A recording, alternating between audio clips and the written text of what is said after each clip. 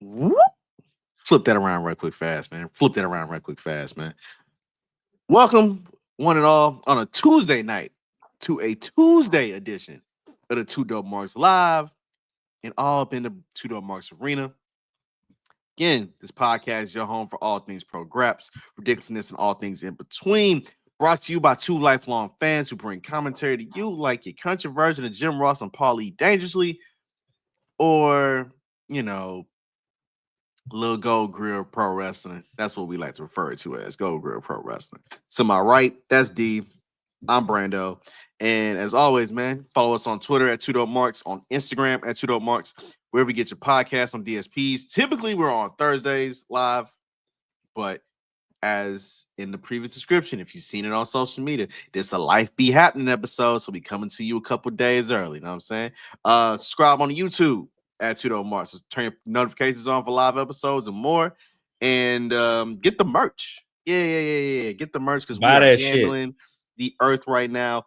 Bam. Handling the earth right now. We got t-shirts, hoodies, crew necks, celebrating Black wrestling, celebrating Black women's wrestling, celebrating the greatness that is Braids of Our Lives, which is our favorite pro wrestling beef in the world between Jade, Bianca, and Naomi. And also, you just rep your boys with the Gold Grill and the ring. Because again, this represents Gold Grill Pro Wrestling, man. That's what this is. That's what this is, 1000%. Jam-packed show for Tuesday night. You know what I'm saying? We are a little late coming on live because we had to watch Trick Williams entertain the Phenom, The Undertaker. And then you also realize that The Undertaker really do got Black friends. And you're like, huh. Yeah, he do. Huh. So yeah, things be thinking, right? So that occurred. That occurred. Yeah, this may be the most TNA centric episode in 2DopeMarks history. Ever. Not even gonna hold you. It's gonna be the most it's gonna be the most TNA specific episode ever. Because they had Slammiversary on Sunday. A lot of things happened, a lot of things that people don't know if they want to agree with or not.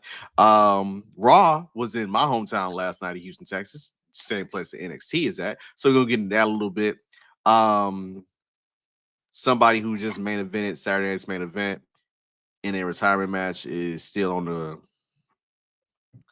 I don't know how you want to phrase it. Do you want to phrase it as the man acting like he got kicked in his kneecap? Hank Hill Daddy style? Oh, you talking about who? Oberg? Yeah. We'll get. I'm not talking about that fool on this show no more. We'll get into that. Also, if you saw SmackDown on Friday, then you saw Cody Rhodes deliver the most. I don't even know if you want to call it. It ain't a frog splash. That was straight up and down belly flop while holding a contract. To which we have to finally ask a question we've been trying to figure out for the last 6 months. And yeah, before we even get real in depth into it, Saturday, Ashe 10. Yeah. That's 1, 2, 3, 4, 5, 6, 7, 8, 9, 10. They 10th show. 10. Word to Billy Bob at Varsity Blues. Saturday, July 26th, they back Slingshot, headlined by a lot of great pro wrestling, man. Again, the women's tournament is going to continue. We got Billy Dixon. I must say he came back last time Ashe had a show. He's going up against Ryan Rembrandt in a dealer's choice match, well, aka pick your poison match, call the same thing. And in the match I'm really looking forward to, the Allfather, the Ashe men's champion, Mr. Number 4 on the BRP for 2025.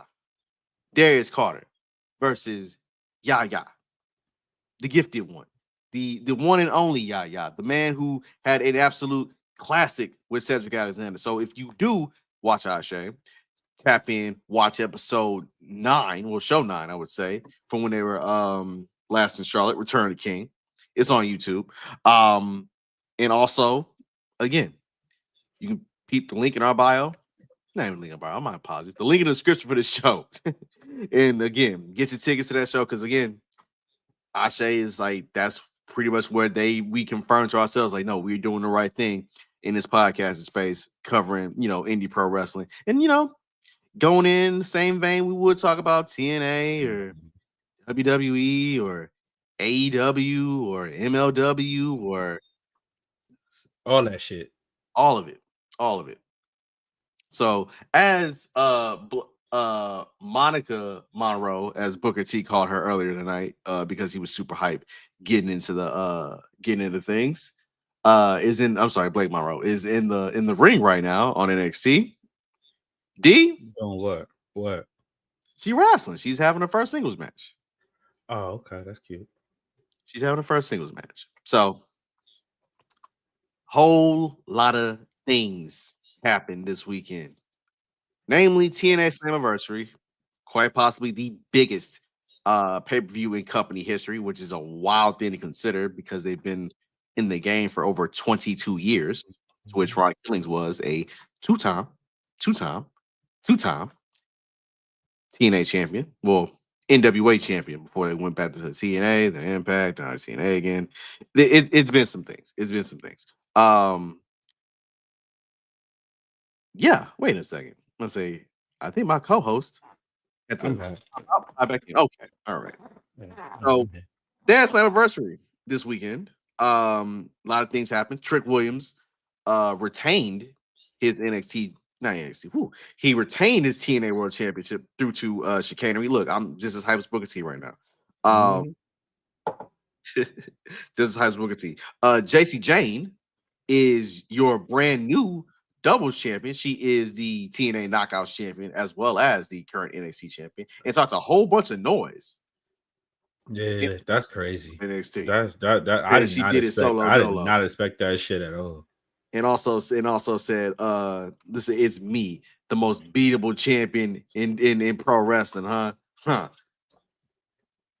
I mean, she talked to shit. But a lot of things happen, man. A lot of things happen. How? First of all, you ordered the pay-per-view. I've never ordered a TNA pay-per-view ever in life. Ever. I did the illegal shit back in the day. Yes. Yeah. So you know what? How did you feel? How did you feel? It was cool. I expected what I expected. I did enjoy Leon Slater and Muth. I pretty much kind of did it because AJ came back to TNA for the most part. But it was all around good. Yo, the ladder match was dope. And I need my man AJ Francis not to be taking bumps on ladders like that no more. The moonsault was fire. The moonsault was fire. But I don't need that man fucking with the meat and potatoes like on the ladder. Like, hey man, the fact nobody caught him had me a little bit concerned. Yeah, like somebody need to check on that man. I mean, like I that was cringeworthy for me. Overall, it was a good pay-per-view for what it was. I mean, that's Slammiversary is their biggest show of the year. I would think it is, but it doesn't. I always thought Bound for Glory. I always thought Bound for Glory was their big show. Like historically, it was Bound for Glory to me when I was. I always thought it was Slammiversary. Somebody could correct this, but I mean, for the most part, it was a good show. Like they had a good turnout. The crowd was hype. I enjoyed it. I can't say I didn't enjoy it. Like I think the collaboration with WWE / NXT is doing it good versus when they had the collaboration with AEW. I wasn't too into that. So I'm glad that WWE is actually helping TNA promote itself higher. And that's the most people. Honestly on Twitter, the timeline. That's the most I've seen about TNA or TNA pay-per-view. Usually, I catch it like the next day or something like that. Yeah, true. I think the fascinating thing that I saw along with the discourse is that a lot of people were clued in for the main event. They thought Mike Santana had a bomb-ass entrance. That he did. He did. Talk about Trick Williams' entrance. Yeah, Trick had. For those who have not seen the clips, Trick Williams had a gospel choir chanting "Whoop that trick" to lead him out in the same vein that LV did Coolio for Gangsta's Paradise. It made the song sound haunting and terrifying, and at the same time, it was dope as hell. And that, my friends, is why Trick Williams is not only a full-blown superstar, but once he gets to the main roster, it's not. I don't think it's going to be the same for him as it was for Carmelo Hayes. That's what I'm about to ask you. Do you think he'll be bigger than Melo on the main roster? He already is. Oh shit! And that's before he gets to the main roster. And I hate to say that, but look at what Trick is doing right now, both as a face and as a heel, as the number one main guy in NXT versus what happened with Carmelo. Right. Like, Carmelo had dope matches with Ilya Dragunov. He had to turn on Trick. After Trick had his first title match. And that was about as most dastardly as it got for him as a heel. Trick up here antagonizing two different companies. Dastardly is crazy. Antagonizing two companies as they champion, battling back and forth, and still got the crowd chanting "whoop that Trick," to which you don't really know if he's a heel or he's a face or he's just Trick Willie. And I wish it weren't like that, but it is. You know what? I look at, if you compare the two. Melo is a heel, Trick is a heel. I enjoy Melo with the retirement of the jerseys. You know what I mean? The big chain, I'm him. It's that. I think, to be honest with you, I think Melo was a better face. I think Melo was a better face. That build up at, what was that, Mania 39 in LA? Yeah. With him and Bron Breakker. Yeah, that build up for him was beautiful. With Trick, people are still behind Trick, heel or face. People still cheering, whoop that Trick. With Melo, people hated Melo as a heel. The people genuinely hated him. I think Trick is still a tweener, but I think Melo is a better face, to be honest with you. So, it's just my 2 cents, 3 cents. Yeah. Again, this is the most we talked about TNA, and this is going to be the most we talk about TNA. It's officially Trick and A. It is Trick and A. Again, shout out to Leon Slater, youngest X Division champion in history, and got anointed by AJ Styles. Anointed. Yeah. Now, you got that glow when AJ specifically comes back to the place he built to crown you. I ain't gonna hold you. I became a child again when I heard that "Let's Get Ready to Fly." That was my shit back in the day. That was my shit back in the day. Also, Fourth Rope made an invasion, if you will, with Real One, Josh Bishop, and the Fourth Rope World Champion himself, Mr. Zilla Fatu. H-time. Effectively, hey man, that is the biggest look Zilla Fatu has had in terms of mainstream. Yes, correct. Yeah, and he came out with the face paint with the which he kind of debuted at South by Southwest for Fourth Rope. And brother,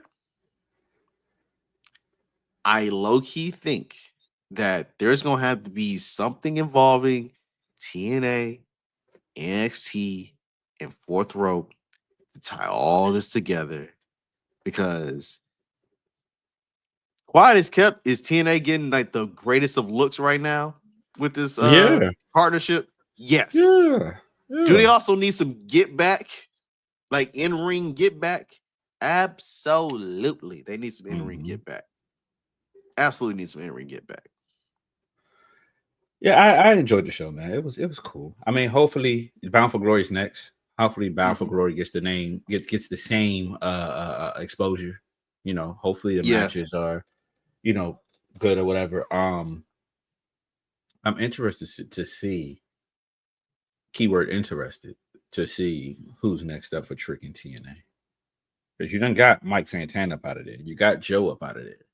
Did you get Mike and Santana out of there? Did you get Joe up out of there? Mike Santana has surpassed Joe Hendry as the top face in TNA. Fair. That entrance showed that everything. Nobody. Like a thing that got me, and I think people need to understand, and they kept like saying it's like, oh no, this was the perfect moment for Mike Santana to win the title. Like, no. When has TNA booking ever told you they're gonna do the right thing on the first go? Never, ever. And you wanna know how I know this?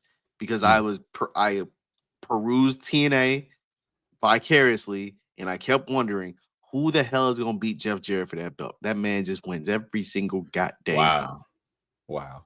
And Sting was the person that finally did it. Was that Joker's thing or was that the other thing? No, that was regular Crow thing. It was regular Crow thing. He didn't get to Joker. He didn't get to that type of zaniness till Bischoff came around. I didn't watch that. What was what was the little group they had? The Main Event Mafia. The Main Event Mafia. I ain't like that shit. Although Booker T is Black Snow. Yeah. I didn't basically commentating his own ass whooping. That was the only thing I liked out of the Aces and Eights thing was the return of AJ Styles to TNA. You know, that kind of propelled him to go to New Japan Bullet Club. I like the old TNA with Samoa Joe and Beer Money and Awesome Kong and shit. They look, TNA, for all intents and purposes, has claimed to arguably the greatest triple threat match of all time in Styles, Daniels, Samoa Joe. Like, they have that, right? They have claim to the 6-sided ring. They have claim to Elix Skipper doing a goddamn the flippy shit. Well, yeah, they have that to the flippy shit with the X Division, yeah, but no, Elix Skipper basically. Oh, you talking about when he walked the cage? Yeah, walking the cage to deliver Hurricane Rana. They have that too. Yeah. TNA is who gave us the Canadian Destroyer on mainstream television. Okay, Petey Williams. They also gave us Petey Williams, swole ass Petey Williams, standing at Scott Steiner for arguably two swollest blonde people I've ever seen, and also a lot of Steiner promos. Steiner math comes from TNA. So I think the biggest problem with the downfall was you bringing back all these former stars to help them out, and I get it. You know what I mean? You try to put money in folks' pockets, but Bischoff, Hogan, Booker, Scott Steiner, Sting, Flair. Although Flair and Jay Lethal was one of my favorite fucking promos ever. Yes. We've gone through a whole TNA retrospective before we even got into. But for those that aren't too familiar with TNA in the past, TNA has brought the stars that you see now, the Samoa Joes, the Frankie Kazarians, the Amazing Reds, the AJ Styles, the Christopher Daniels, the fully realized version of Christian Cage. Man, I got another one for you. You remember what was the dude name? Monty Brown? No, Pizza Man. What was it? What was the dude that was named that? Christopher Daniels was in the daggone mask. You know, Shark Boy. That dude. Okay, Shark Boy. You had who else? Awesome Kong. Man, outside of that, like, yeah, a lot of the young talent in TNA before the old motherfuckers picked up, like, yeah, homegrown. They had some real homegrown talent. Yeah, shit! Even had how am I forgetting? Fuck, Bobby Roode or Robert Roode, Cowboy James Storm. Yes, I'm tripping. Oh, hold on. I'm gonna take it back. Okay. Consequences Creed. Now known. Yeah. Who on Twitter very quickly declared, like, before any of this happened, the greatest TNA to WWE crossover was me. Yeah, and I was like, and not to mention, former NWA champion, 2DopeMarks first inductee of Hall of Fame, Ron the Truth Killings. Yes, indeed. So if you can tap into the old TNA, want to get them some nostalgia, check that shit out. Indeed. So let's go into this TNA NXT little situation here, right? So Mm-hmm. as stated previously, Mm-hmm. oh look, Santina Morella's on NXT, so we have more of a TNA and NXT crossover situation happening, literally live. Yippee! Yay! So Jacy Jayne is your TNA Knockouts champion and the world champion for the women's division in NXT. Trick Williams, an NXT superstar, is your guy holding the TNA championship. Mm-hmm. And you said that TNA was getting more out of this particular partnership than they were previously with the AEW partnership, which is not a slight on Absolutely. AEW, but it's just showcasing that instead of TNA losing all the time, Mm-hmm. TNA is in discussions and having far more reach than ever before. And this is going back to them doing They weekly are. pay-per-views on Wednesday nights. I think with the help of TKO making WWE bigger, then Mhm. I think that helps TNA out as well. That was probably the smartest thing. That was probably one of the smartest things I've ever seen TNA business wise do. No, I agree. That I Dixie think Carter, yeah, that Dixie Carter and Hogan and Bischoff shit was ass. it was dragging things down considerably. It was like, hey, let's do WCW lights. Yeah, let's bring back the NWO and Aces of Eights. Yeah, let's. God, Sigh. TNA was on Spike TV once, folks. They were on Spike TV once. Just saying. I think for what this partnership is that you're getting a lot of people and a lot of faces who are on NXT programming already. And now you have people going over to wherever I forget who has the current TV rights deal for TNA. But you have them watching Impact. I think it's Anthem. I think. Don't quote me, but I think it's Anthem. Okay. But I'm saying like where do you must say what channel do you watch them on? I think they're on YouTube. We're gonna do some live research. I think they are. I know they have tiers. I know they have tiers on YouTube. We can watch it for free. Access TV. Yep. Okay. Yeah, that's What? Anthem, I think. Yeah. Yeah. Why do I know Access? Because New Japan Pro Wrestling used to have that TV deal on Access, and they used to They show sure did. New Japan matches over there. 14 What the weeks fuck? later. Don't even remind what the hell? Santina brought back the Cobra. Okay. Where's Mr. Iguana? Where's Mr. Iguana? The favorable part about this situation is, again, like I said, you're literally getting people to care about both brands, right? Mm-hmm. Whereas the original joint involving TNA and AEW was just like, we need some more bodies to feed to make dream matches. Right. Which, hey, we could have got Josh Alexander versus Kenny Omega and in a TNA versus AEW type situation, but instead they fed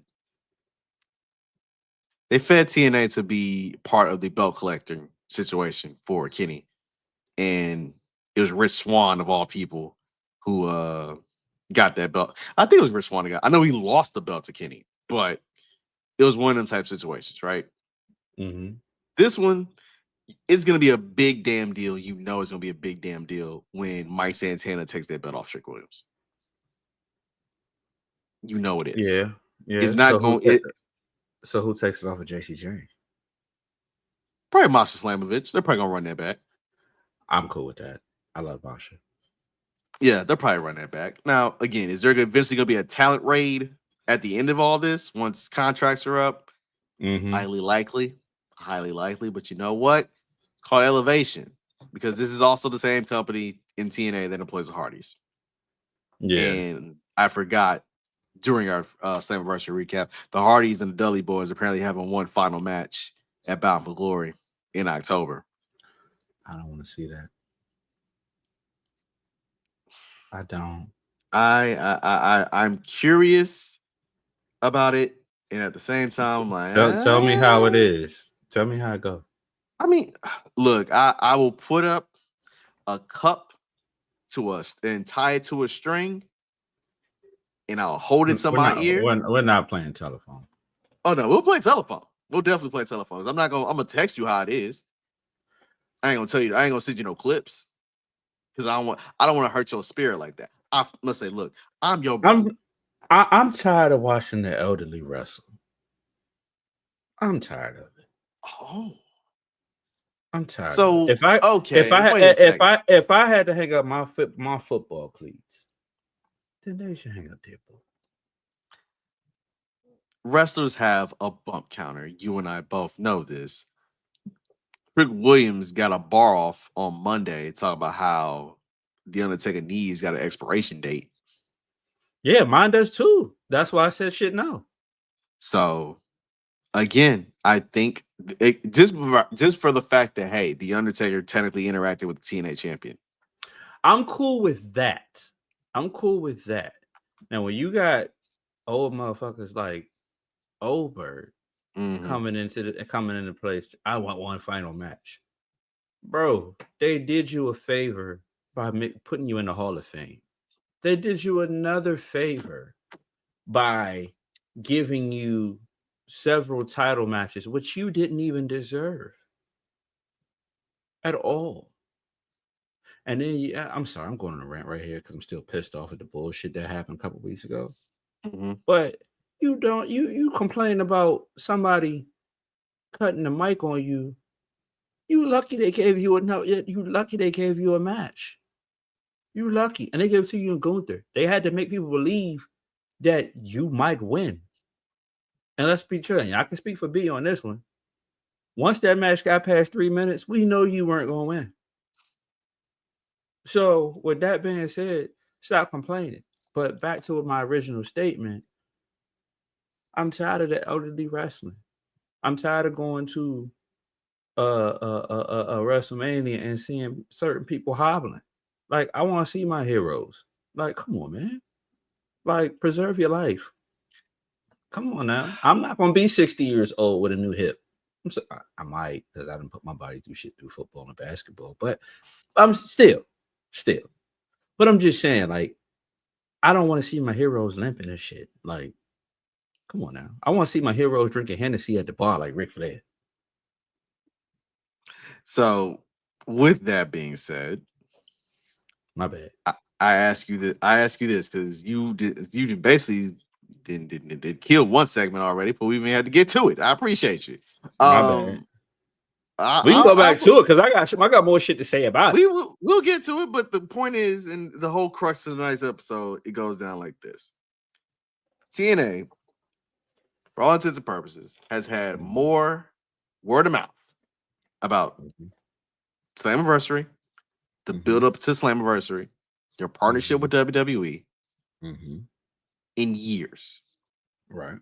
Do you think that they have the momentum now to be seen as potentially the number 2 wrestling promotion in North America?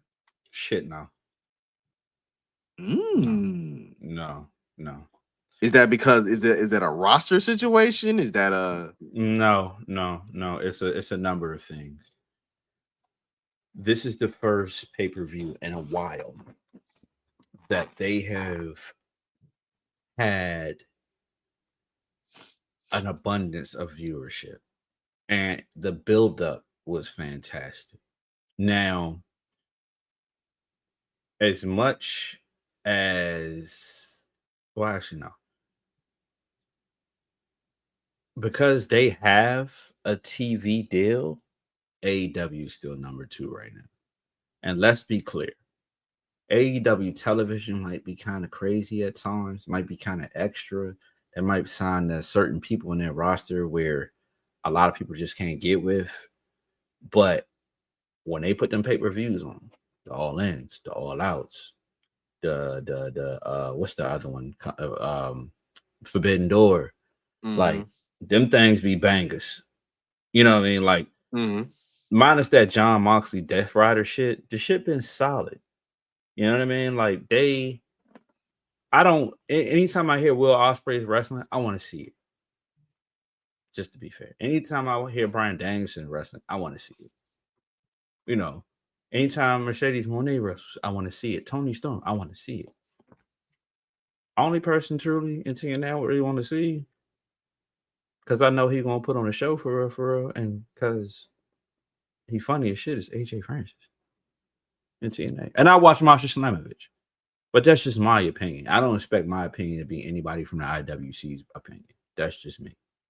But to answer your question, no, they cannot be. I think if they continue this momentum, if they keep it rolling, I mean, again, you got your workhorse in Leon Slater. Brother does a Swanton 450 and is arguably the next generation of the X division. You have you have emerging talent from the indies you can literally go sign and keep building from there, right? You have a decent TV deal, not like you're on like, you know, Turner or USA or a brand name, so to speak, that people know and people can recognize, but you have it going. You have now easily solidified yourself as number 3. Easily solidified yourself as number 3. For it to go to number 2, you have to sustain this. Right. And I'm talking about television has to be compelling, in-ring has to be compelling, pay-per-views have to be compelling, to where Slammiversary ain't got to be at the UBS Arena where the Islanders play and where Hot 97 has moved Summer Jam after Summer Jam used to be in a freaking football stadium. Facts. Like, say Slammiversary gets to be at the theater at Madison Square Garden. Say Bound for Glory is at say it's at the Rosemont Arena in Chicago. Oh, in Chicago. Right? Yeah. I'm not saying United Center because, again, as we've learned, certain promotions own certain buildings, i.e., that's why WWE cannot do the United Center. Right.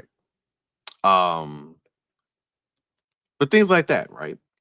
That feeling of, okay, you're back on the road, y'all doing great things, y'all doing great work. It has to keep elevating. It has to keep elevating. Right. And the thing about it is, I love the competition.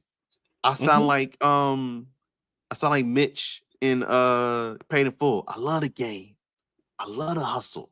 I love watching brothers like Leon Slater, like AJ Francis, like Trick Williams, like have a blast. Yeah. In that intimate setting and blow it up and make it look super sweet in 4K HD. Right? Right. I just think that right now they got something good cooking. They do. Okay. AEW has every company has their thing.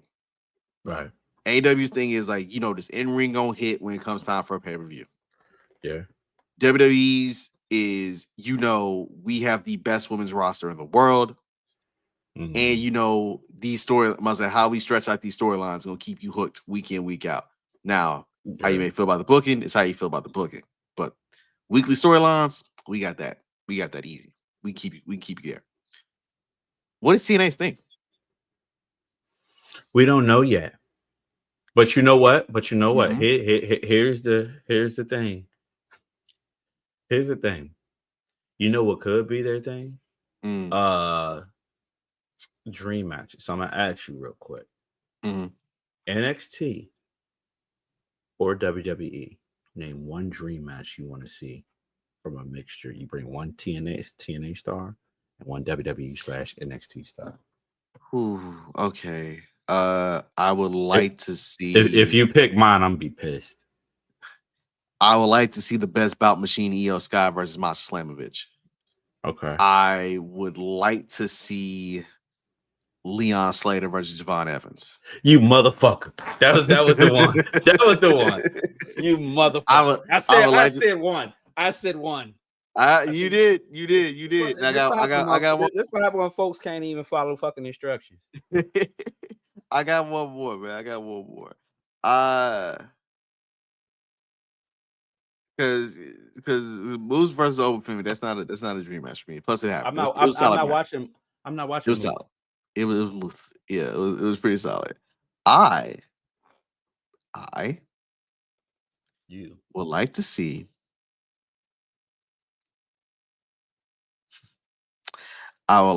Mike Santana go one-on-one with AJ Styles, because that's the current blood of TNA versus forever blood of TNA. Again, just to stamp it even more. Just to stamp it even more. give me. I'm gonna put it to. I'm gonna develop a thing. It's a TNA. Well, because he's a TNA champion. You know who wants? You know who I would love to see unseat? Trick Williams, Who? the greatest TNA star of all time, the phenomenal AJ Styles. Oh. Hot grease. Oh. Hot grease. Ooh. Well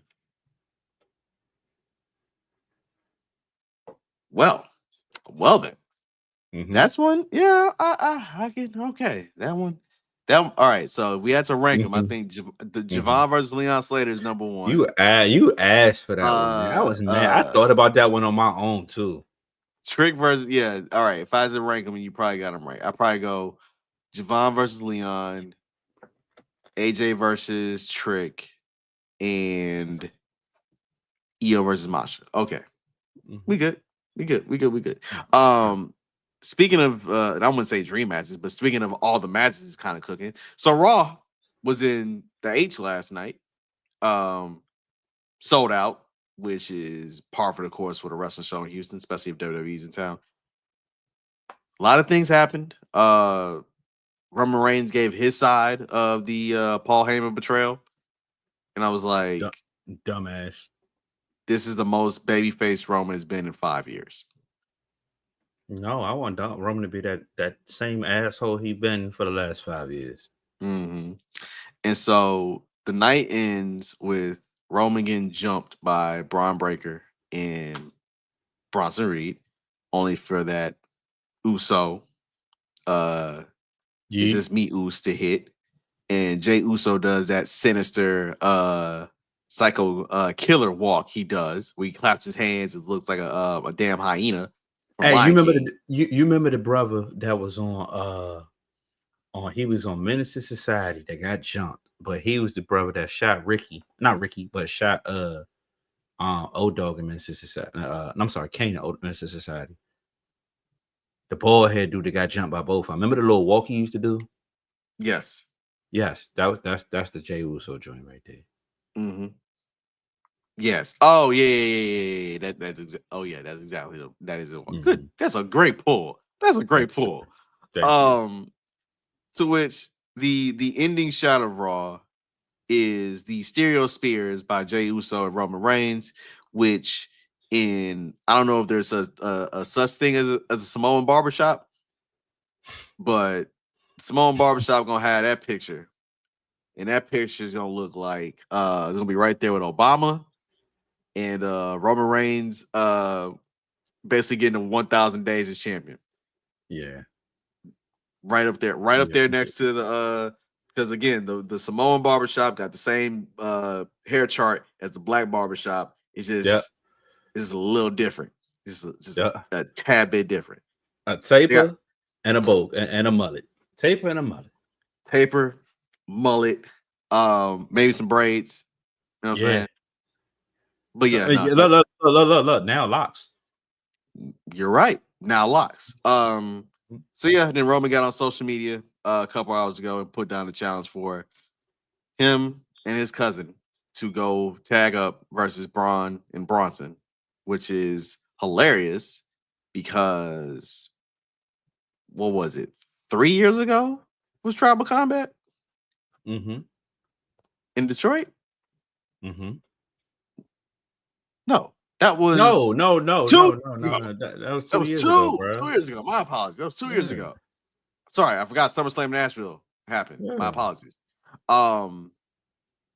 Funny how time flies. So now they look like equals. Before we get to that, we have a stipulation for Becky versus Lyra, which is no DQ, no count out. And if Becky wins, Lyra can't challenge for the title. You know, that classic trope. Your boy Dominic Mysterio That's at SummerSlam. Is healthy, and he's facing AJ Styles at SummerSlam for the IC title. El Grande Americano, aka El Grande Duolingo, spoke. You said who? El Grande Duolingo. Continue. I'm just saying, I ain't never heard of a luchador that has a little bit of an Austrian / German accent, a little bit. You know what I'm saying? But we continue on. Yep. Raquel Rodriguez, aka Gasolina Diesel, and Roxanne Perez retained their tag titles over Bayley and Lyra. We got an Io Sky Stephanie Vaquer match, which once again reaffirms the entire belief of Triple H booking, that is, if you're a champion, if you wrestle, it's a special occasion. Yep. And per usual, we almost had a banger on our hands. We know, not almost. I apologize. We had a banger on our hands. We did. Before things kind of got, interrupted by Chelsea Green and the Secret Harvest. And Naomi, I forget, and also Naomi. That was the best part. That was definitely the best part. No, the best part of that was before even the match when the Devil's Kiss. No. I'm referring to when Naomi and Stephanie interacted backstage. Oh yeah. And Naomi said, "Look, before that match got interrupted, you was getting your ass dog walked. I wouldn't let that shit happen to me.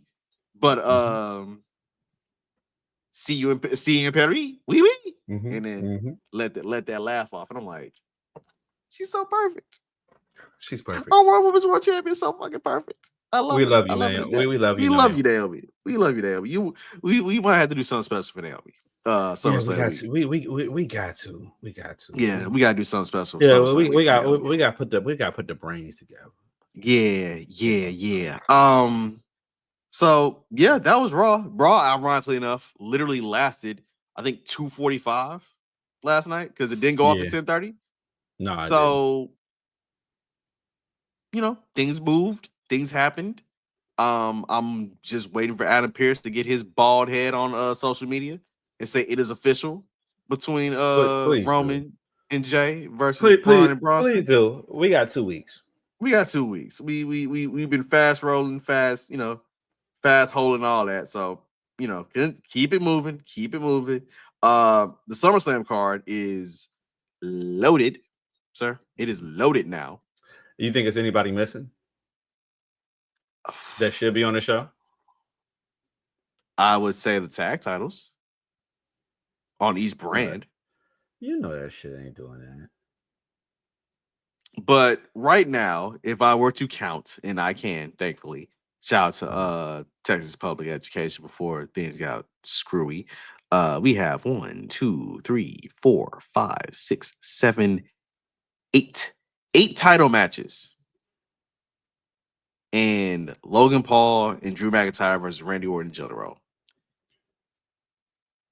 And we still got more stuff to roll out. Oh, I forgot. Our boy Karrion Kross won a match Monday versus Sami. Yes. So all that happened Monday. Busting nose and all. So all that happened, right? So I again will admit to tell you this, and this may be biased, but Houston is a fire wrestling crowd. Houston is the place where Kevin Owens captured the Universal title.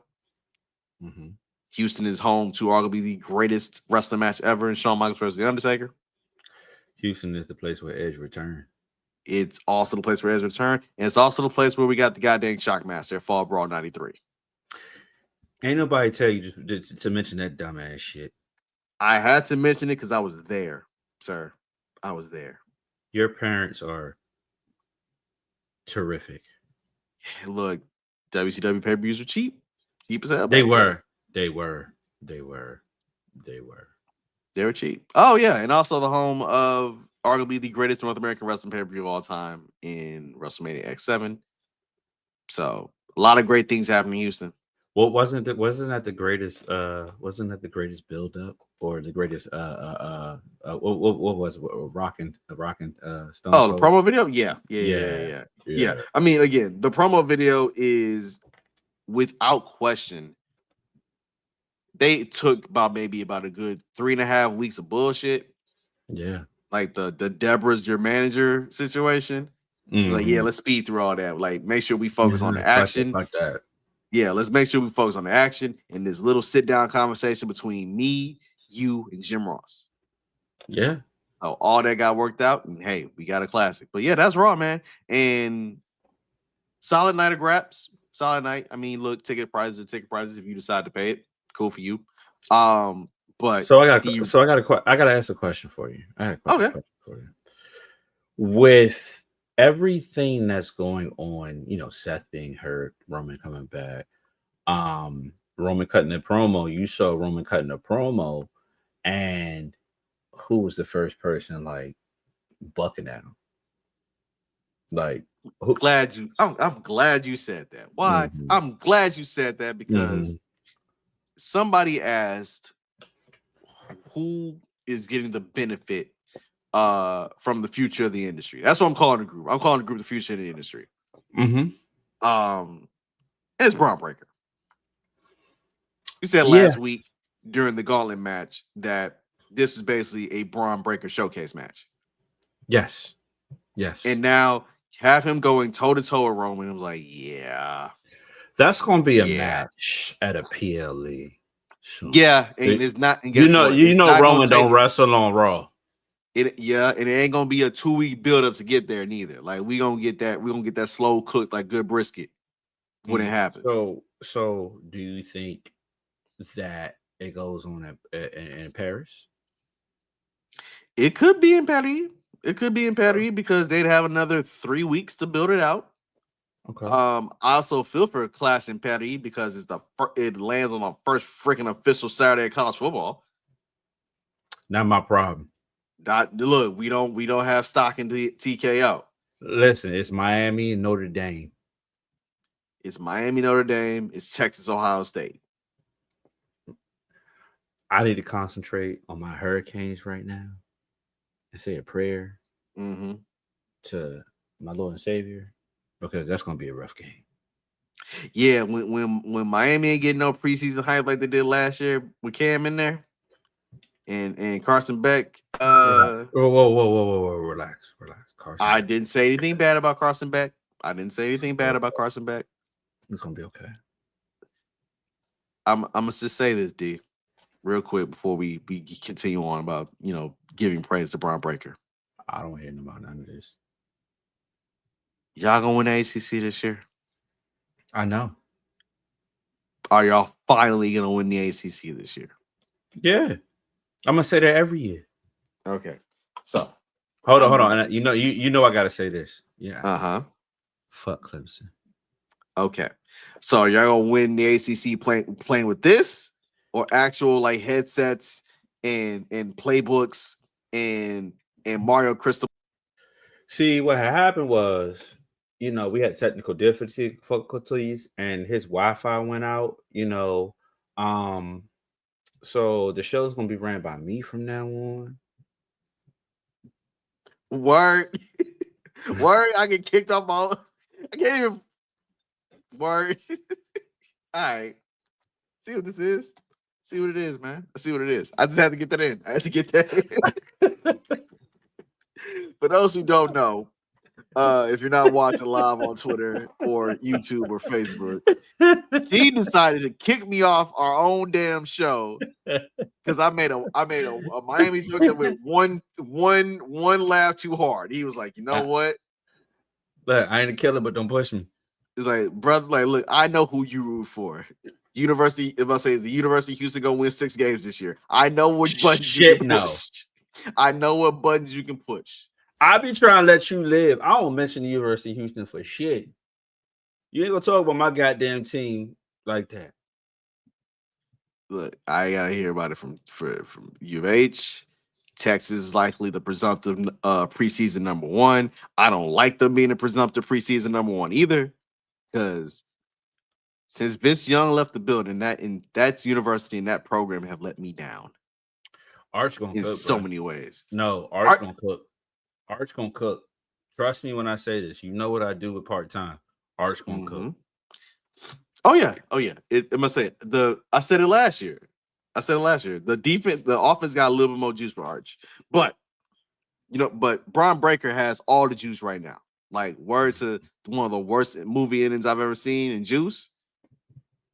Again, how you gonna tell somebody you got the juice right now? Dog, I just saw my best friend fall of a goddamn building. What the hell you want me to tell me? You got the juice. You got the juice now. The hell? Mental health, what am I supposed to do with this? Is a thing. What am I supposed to do with this?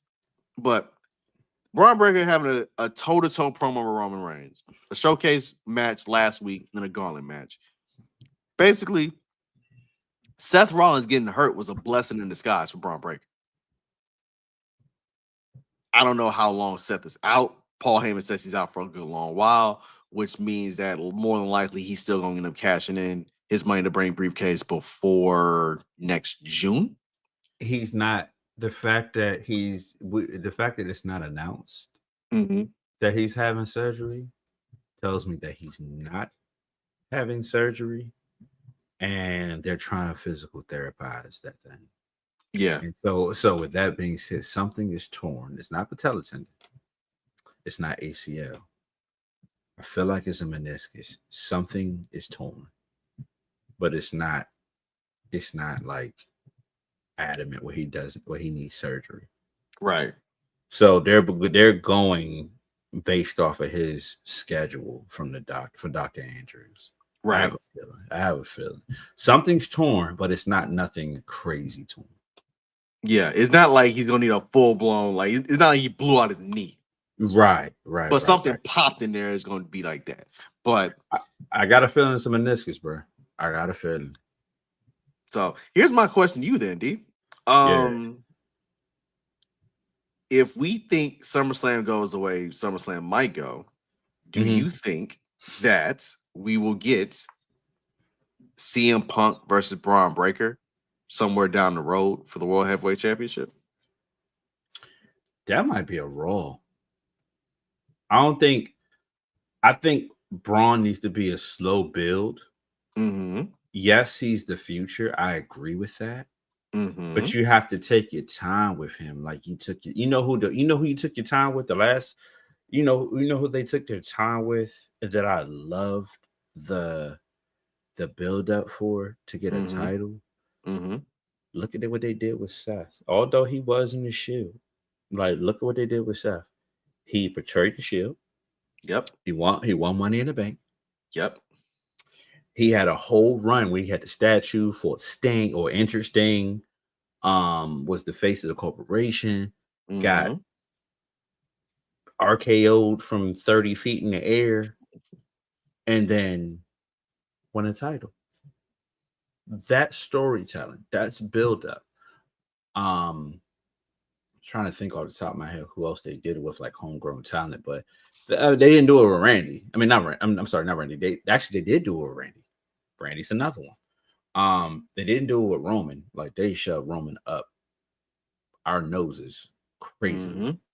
But Braun, they told us to smell that cologne, Jack. Yeah, not for real. I think that if they follow the Seth Rollins build up, not to the T, but the slow build, get a couple wins under your belt, win some shit, and not win shit because you're trying to appeal to another crowd like Jinder Mahal. Like, you can be fine. You can be fine. Remember, I told you this is the evolution shit. Remember, evolution. You had all four of them have a title. Not to say Braun or Bronson have to have a title, but you allow them to show who they are. You showcase them, and then you start to build to show like they can really do this. They're unstoppable. Like they're that. Right. But you don't shit on them though. Yeah, no, you must say this is not a don't hinder gender sort of situation. Absolutely, it's not a don't hinder gender situation. I think on it, but I think if I have to if I don't think it's Braun gets a major title, like a world heavyweight title at WrestleMania type situation. I don't see none of that. I don't see that. I see because it's on Raw, I see Dom losing that title at SummerSlam, and then Braun taking that bitch from AJ.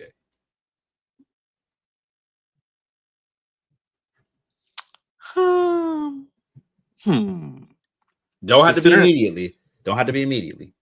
So, considering that Braun has been IC champion twice, and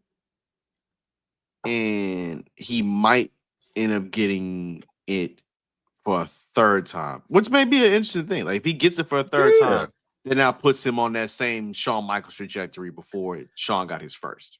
I mean, you could go Shawn Michaels, you could go Mr. Perfect, you can go to Miz. Or mine is Mr. Perfect didn't win the world title, but you can do him being a very dominant IC champion, like that workhorse. And then maybe a year down the line, you could you can give him a major title.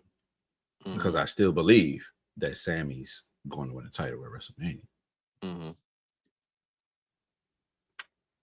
I still believe in my Britney Spears voice.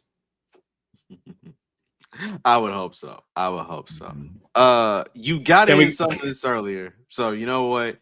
I'm gonna let you run ISO because personally, all I have to say about Bill Goldberg and his gripes and him being upset about things is that, brother, this ain't McDonald's. You can't have it. You can't make that order the way you want it to. Hold on, bro. Don't fuck up McDonald's and Burger King. I can't. I did not fuck it up because I said you can't make the order the way you want it. I know what the Burger King thing is. Like this ain't Burger King. You can't have it your way. I know the lingo, dog. Come on now. Like, look, Bill Goldberg thought he was going to get a Big Mac, fries, and the shake. WWE and the rest of the world told you, brother, fucking shake machine broke. Move around. Get something else. Get something else. Again, you got a 14-minute match. Probably be your longest match ever, right? You broke Charles Robinson's rib, and your opponent made you look good in the very end of your career. He made you look good. So therefore, my ultimate question for Bill Goldberg is, what else do you want? You are in the Hall of Fame already. You got a Hall of Fame speech. What is the difference between a Hall of Fame speech and a retirement speech? Also, you're on network television. How many people got a retirement match on network TV? Nobody. Also, today's Keith Sweat's birthday. I'm just letting you know this now. If Keith Sweat is singing at your wedding, drop off a gift and leave. Word to New Jack City. Wow. You must say, you even think about it, you know exactly what I'm referring to. Rockabye, baby. Exactly. So, you know what, D? Go ahead. You got a little bit off your chest earlier. Yeah, you can unload the clip now. So I love nostalgia. Like those that know me, I love history. But when it comes to wrestling, stop putting these old motherfuckers in the ring. Like that's what's a geriatric abuse. But for Bill Goldberg, let's just sum up your career. You played football, you didn't make it. You get into the what was the name of the WCW training place? I can't think of it. Plant. The power plant. You did what you did. All right. You went into WCW, you won one. You first match against Hugh Morris. You won 2, you won 3, and so on and so on. The streak gets there. You win the US title. Right? That's cool. And this is what? Ala and Brandon, correct me if I'm wrong. Ala, what, 1996, 97, that era? Yep. And I'm gonna be real with you. I was there. I was sitting in my room in my mom's house watching WCW and flicking back to the USA for Raw and like waiting for Goldberg. As I got older, I realized that, certain things about Goldberg. He was he was, unhealthy to his wrestling opponent. He was unhealthy to his coworkers. He was not. Yes, He was not very good to his coworkers. pretty much. He CC'd their bosses on the email. That's what he did. And so when it came to Bret Hart, like, you put that man out. And I like Bret Hart. I like him. I don't love him. But Bret Hart Bret Hart from 97 to 2000 had the same sort of weird bad luck that Adam Cole's having right now. Fair. Except his was far more like cosmic and tragic at the same time. Yeah, Bill Goldberg, I'm glad that WWE brought you back. I'm cool with that. But at the same time, if it wasn't for Sting getting hurt, I feel like they would have probably brought him back too. And I don't wish no ill will on nobody, but I wish kind of something happened similar where they would have stopped the shit. Mm-hmm. We don't need to see you anymore. Like, I know you want to show your son some shit, but let's be clear. I coach my son in football. Am I putting on a helmet, playing safety, knocking somebody out, going across the middle? Fuck no. I'm gonna teach him a game. I don't know. Here's my question, D. Did somebody light you up when you were when you played for real? You want your lick back 20 years later? The first time somebody lit me up, I got that motherfucker back. Okay. I thought you had some. I thought no, you had some resentment that you had to go ahead. No. I know that shit happened in practice. I got that motherfucker back in practice the same day. Yeah. Oh. Yeah. No, look. Real quick. I need you to see who just hit the retweet. Okay, hold on. Yes. But vengeance is mine, said the Lord. That's what that was. Mm-hmm. Oh shit. Hey, yo, shout out to my man. Number 4 on the list, Mr. Darius Carter. Salute, brother. This is a Darius Carter podcast, my brother. Thank you. We appreciate you. My man. Yeah, I had to get that one in there. My man. Yeah. But going back to the shit, like, for real, like, I want to see. The problem with me with WWE back in the day was you keep bringing back all the wrestlers, and that's cool for nostalgia. Like, that's fine. But you have so many young talent that could have took that place. Like Gunther. Gunther won the match, but ain't nobody give a shit about Gunther winning the match against Goldberg. They cared about Goldberg. Who cares? Who gives a fuck? Like, they cut your mic. Cool. Like, you talking about, yeah, they went through that to the Undertaker. You're not the Undertaker, and you will never be the Undertaker.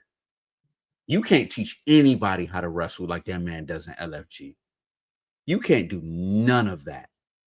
You can teach people how to growl, inhale fireworks, and bang and knock yourself out before a match in Saudi. That's what you could teach a motherfucker how to do. Oh yeah, and teach your son how to play at Colorado. I'm looking forward to seeing him play.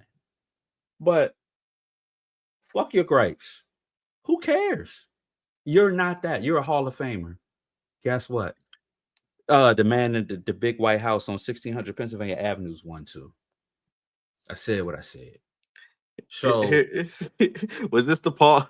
Wait. Bro, you got me started. You got me started. No. Wait, I might be sprinkling a little seasoning on top of the. I got you started. Was Goldberg's retirement equivalent to Paul Pierce?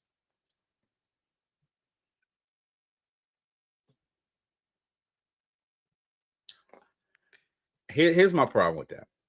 People be messing with Paul. I love Truth as a player, not as a person. Yeah, not as a person. I fuck with him at Kansas. I don't like any Kansas players, so that's different. I'm sorry, outside of the Morris twins. So yeah, I think Goldberg's retirement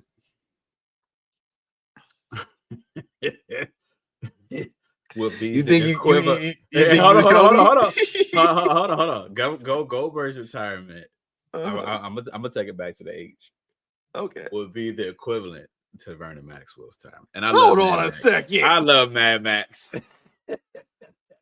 Hold on a second. Hold on.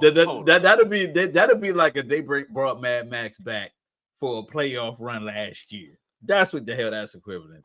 at least Mad Max's contributions to Houston history is longer than Bill Goldberg's contributions to pro wrestling history. Because Goldberg's goes from 97 to 2001, then 2003 to 2004, and then 2016 until 2017, really, and then spot matches here and there. Fair. That's fair. I don't fuck with Mad Goldberg. Max dropped 30 in the fourth quarter, dog. You can't tell me that's no. Listen. I refuse. Listen. I cannot get with his gripes. I just can't. What have you done better than anybody else that got a retirement match?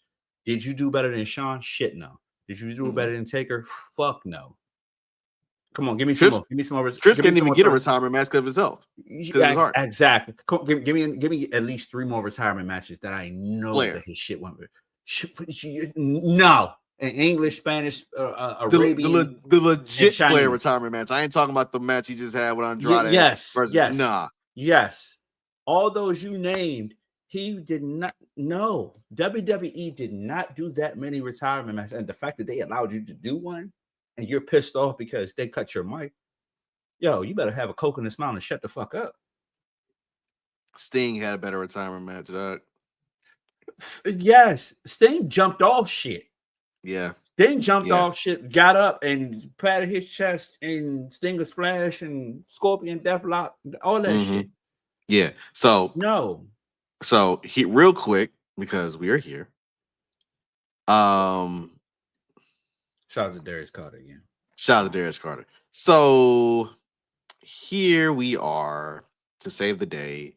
That's what Cody Rhodes looked like he was doing when he was jumping off the top rope the other night. To splash John Cena, who tried to tell him, like, hey man, I got a movie I'm filming. I can't be at SummerSlam. Sorry, guys. And Cody's like, no, you're lying to me. I can't have this again. And beats this man, makes this man bleed, and then puts him through a table because he's not going to show up to work.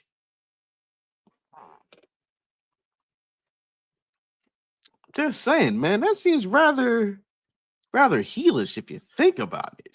I see hints of it, but I don't see for Cody to go full heel. And I'm always looked to be wrong for wrestling. I need swerves all day. You know what I mean? I need to be locked in here, and then I see something else, like a behind the back pass, that type shit. So I specifically don't see a full heel turn. We see hints of like sprinkles. Like what's the dude?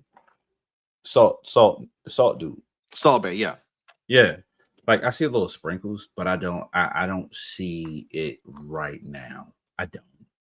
Like not yet. It's too soon for me to actually like lock in and say he about to turn heel. Because I don't see Cena flipping anytime soon. I would love to see it, but I just don't see it. If they manage to do a double turn, if they manage to pull off the double turn, I'm cool with that. Very much so. Very much so. I'm cool with that. Very much so. Because it's the only way this goes. Because, Doug, you said it before. Like, there have been aspects of the Cena heel turn where, like, yeah, it is hidden. And then other aspects you're like, they're cheering this man because he's going away. And they want to get one last moment. Also, the colorways for these t-shirts have been fired up. The Spurs one on Friday was absolutely that was dope. They smoked that. They absolutely smoked that. So hold on real quick. Does he go to the 215 before his retirement? I need to see if he goes to the 215. I need that one. Gotta check it. Yeah. We got to do some research. Gotta check it. Because if he's in the 215, that means it's purple. Ooh, wait, no, it's green. Sorry, it's green. It's green. I'm gonna use the word nigga. It's green. Sorry, I got my area codes mixed up. because 214. Because look, 214 is Dallas, 215 is Philly. Sorry, I thought you were thinking about him being in your neck of the woods. My fault.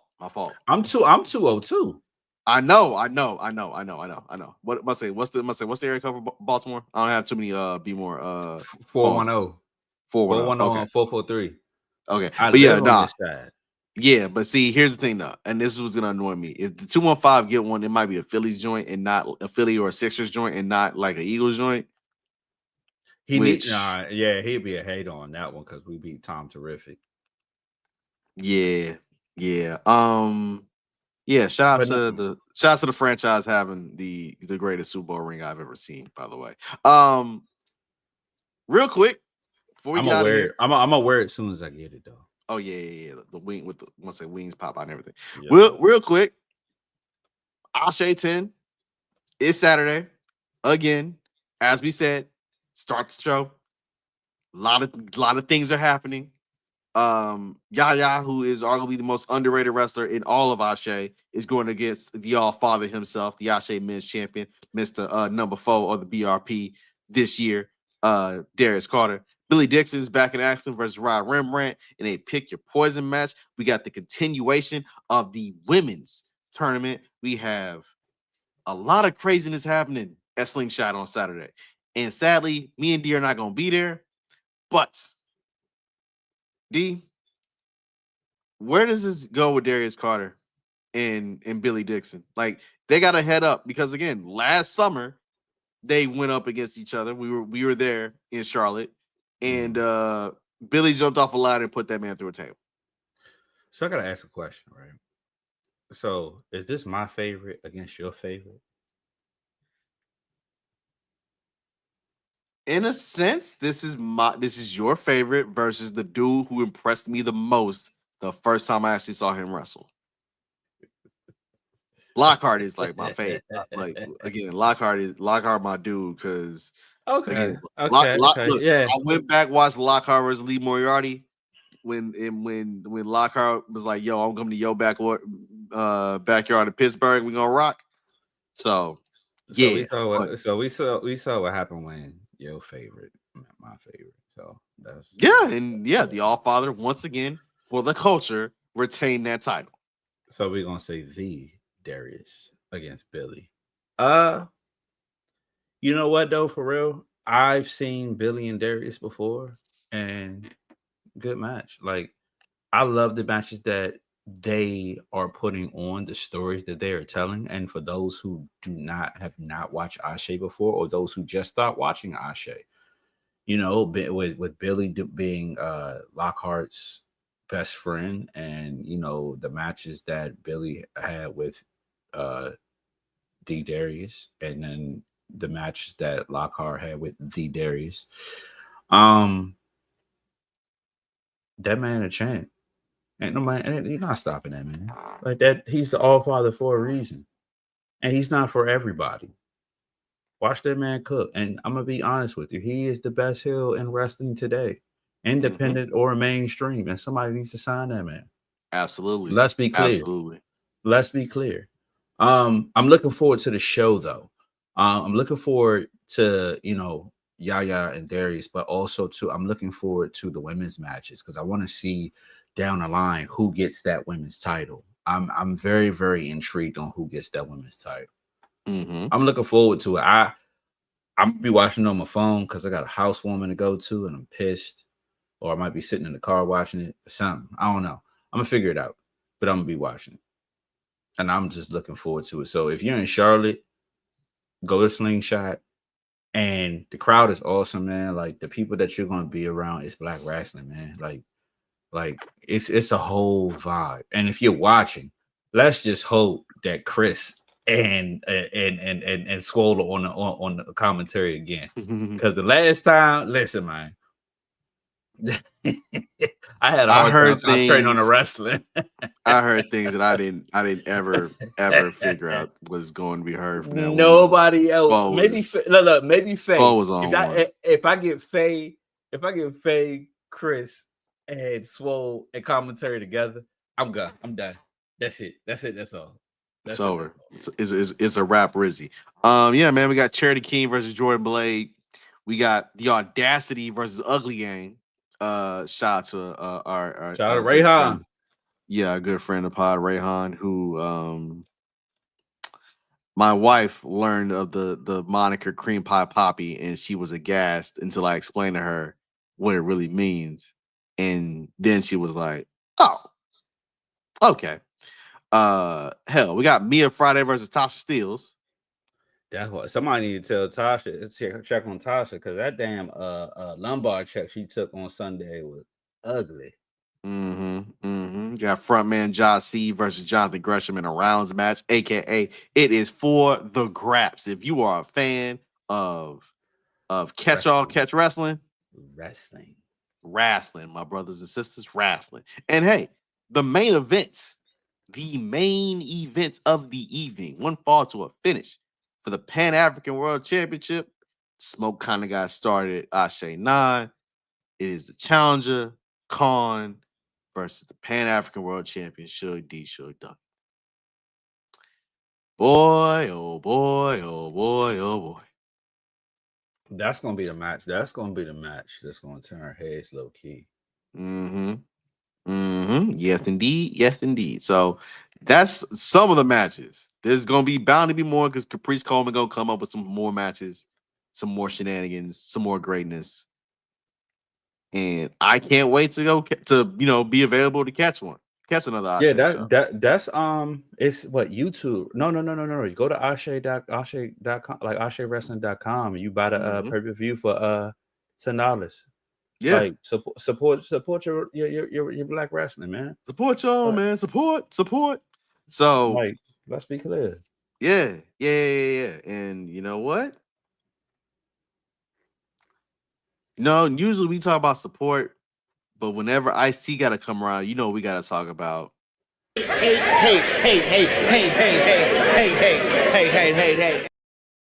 It is time for Head of the Week. Me and D's favorite segment. We just get some shit off our chest. It don't have to be about pro wrestling. It don't have to even be about, sports, if you will. It can be about regular life. Comment with your Head of the Week, if you so inclined to say, hey. I got mine. That's with it. But D, who is your Hater of the Week for Tuesday, July 22nd? So my Hater of the Week has gone back for probably about the past month and a half. A young Robert Griffin III. My problem with him is, we know that you play quarterback in the league for 10 minutes. We know that your knee is probably worse than mine right now. I hype my knee up keep my knee very highly. I'm tired of him hating on injuries. Here's my thing.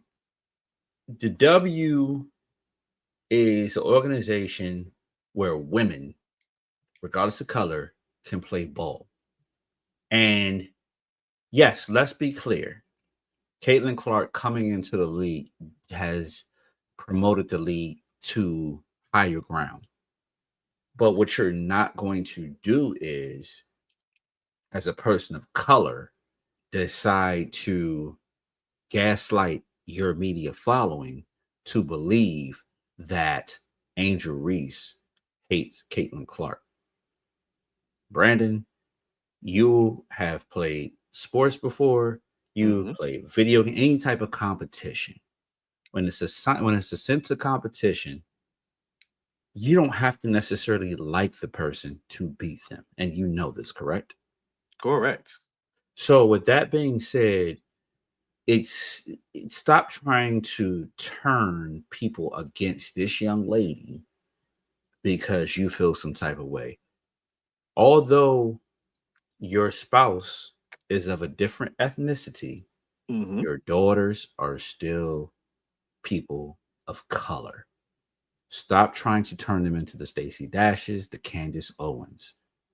And I'm with Shaq. You keep talking that shit, I'm gonna punch you in the fucking face.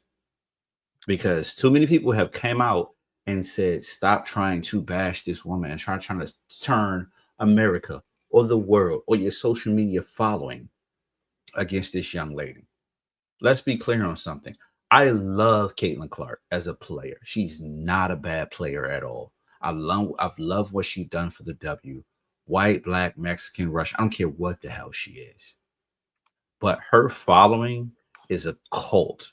You're holding on to her like this. She's this great white hope, this great white savior. But guess what? She's bringing more attention to the league, and that's a plus for the whole league. I've seen people say something about she should have been on the U.S. team for basketball last year in the Olympics.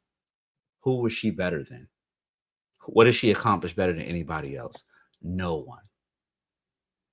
So, and even Caitlin Clark said it. Like, I just want to play ball. I'm cool with whoever.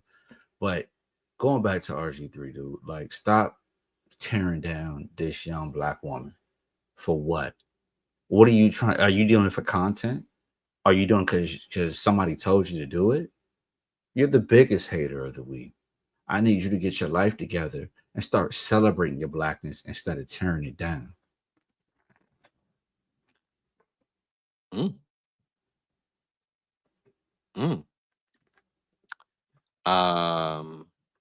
Yeah. My hater of the week is whoever decided when you're playing NCAA 26 Road to Glory that every single game you play, it rains.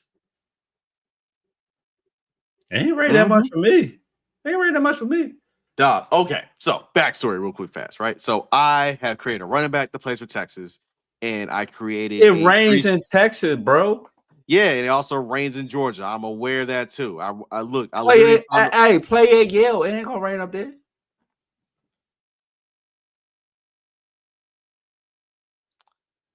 Every damn game, though. Like every game, almost every game. You know what? You need to play at USC because it never rains in Southern California. That's what they tell me. All I'm saying is that every game got to rain, dog. Every game of the season, it got to rain. Run the ball. You know the AI is a little bit ridiculous when it comes to running that damn ball. Run the ball. Sometimes the AI is like, all right, cool. I'll actually go run to the hole that has been created by my blockers. Sometimes I'll do it. Sometimes I even outrun my defenders. We let's say if we set the edge, we'll outrun the defenders. But brother, you know this better than I do. Sometimes the dumbest shit be happening, and you know it. I do. You gotta adjust. Adjustments make you the better player and the better coach. I'm just saying, I love the game. That's just one little small pet peeve I got. Just one. So, although for the audience, Brandon will be transferring to USC. I'm not transferring nowhere. I'm just complaining. It's just me just being having jokes. Cause I did figure out a way. Cause again, I was like, oh, you at Georgia, you a 5-star? Cool. I don't feel like playing this year. I'm just gonna use my freshman year to get in these books, get the XP going. And basically, if you just crash your way through every single position battle, you get your red shirt. And if you pre-ordered, you get your 50 extra skill points all over again. I'm a red shirt sophomore and I'm already a 99. See, look at you. Look at you. Look at you. Although some people say, look, University of Maryland. Terrapin's number 6 right now. Yeah. See? Cooking now. Mike Loxley right now in real life having a whole NIL issue with pay. Look, him and Pep Hamilton. Yeah, they in the situation right now, but that's football. But that is tonight's episode of 2DopeMarks. Shout out to Ethan Page for unveiling a Canadian North American title. Which it looks fascinating. It looks like a peppermint. Not even gonna hold you. We come to you typically on Thursdays, but when life be happening, like tonight, we come to you a little bit early. We'll be back next Thursday. We will be back. Looking at the calendar, we will be back. Oh shit! I'm back next Thursday. Yes, we will be back next Thursday. Yes, I had to look at the calendar. We will be back next Thursday at our normal bat time and bat channel, 7:15 Eastern. I can't wait. Standard time, 6:15 Central. Again, I gotta like catch a us. flight the following day. Yeah. You ironically enough, you got to be where Ashe is, except I'm it's there not the Ashe. week after. You're not. It's not Ashe. But again, man, follow us on Twitter at 2DopeMarks, on Instagram at 2DopeMarks, and wherever you get your podcast at 2DopeMarks. Like, rate, review us. Subscribe to the YouTube page, man. We drop shorts, exclusive interviews. We still have a conversation with Zillify too. That is timely as hell. There's more. And there will be continue to be more. Because why? We handling Earth right now. We growing. Again, link in the description if you want to cop some merch. Buy that shit. If you happen to see D walk around the Maryland area and other vicinities across the world, he's likely going to be having on a 2DopeMarks t-shirt. It's going to be real gold grill wrestling along his chest. Fair.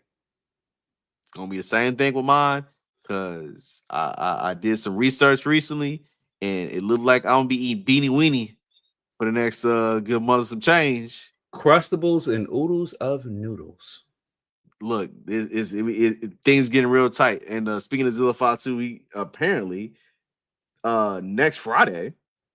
Is that next Friday? Yeah, next Friday, August the 1st. Damn, August is next week. That's fucking crazy. Zillify 2 is facing Bully Ray at House of Glory. That it's happening. I don't know why it's happening, but it's happening. So yeah, man. A lot of good stuff is happening. A lot of good stuff coming up, man. We will be back next Thursday. And D, say something nice to the people.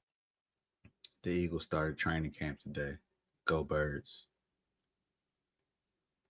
The road to once again submerging my Sundays, hearing my wife cuss out every single Eagles player imaginable out of stress, and then be like, oh shit, we won. I can't wait. I'm gonna be doing the same thing for the Texans because there's gonna be multiple TVs going on at the house with the Sunday ticket on. Well, actually, no, I ain't gonna need the Sunday ticket now because I will. Things will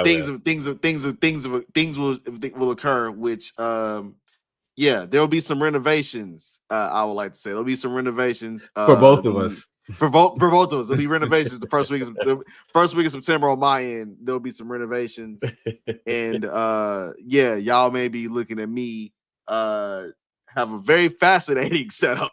He's like, I'll say in a couple weeks, but until then, the Eagles start training camp. Football season is almost here.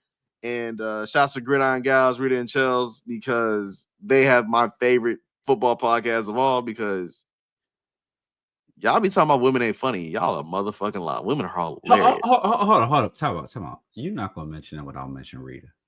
I did. I just said Rita and Chels. Oh, I didn't hear that part. Okay. Yeah. Rita and Chels. Other Gridiron Gals.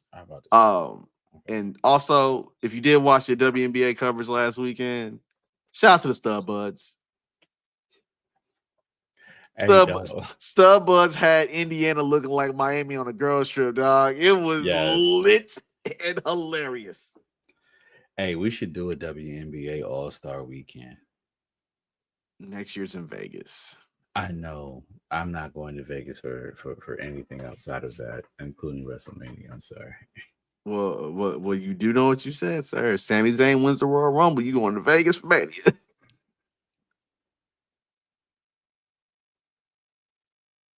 Can we click out the show? Yeah. We'll see y'all next week, Doc. Bye.